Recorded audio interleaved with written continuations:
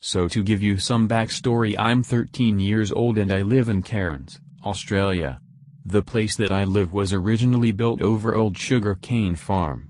So I moved into this house about 4 years ago now, and the house was about 4 years old when we bought it. About a year after we moved in, strange things began to happen. Objects would disappear from their original places, creepy noises in the walls. This was your typical cliché ghost, but then it started to get worse. At 3 a.m., the witching hour, I would constantly hear scraping in the wall as if someone was scraping the inside of the wall with a rake. Then in late autumn just after my birthday I woke up. I was sweating severely, so I suspected that the power was out. As I hopped out of bed I felt something. A hand. It was soft but it felt strange.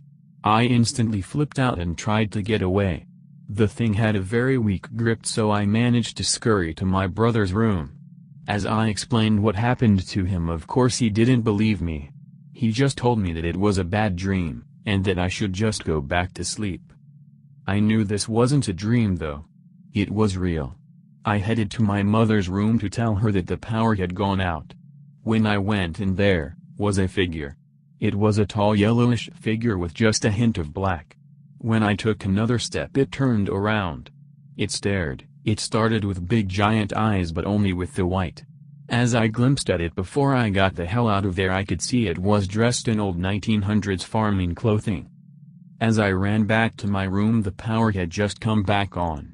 I was extremely glad, but I still didn't want to go into my room or my mum's room. So I slept on the floor in my brother's room. I have no idea what grabbed me that night, or if it's coming back for me, I have no clue. It has since been 10 months since this account. I think the ghost or whatever it was is gone, and I hope that it never comes back. Thank you for reading.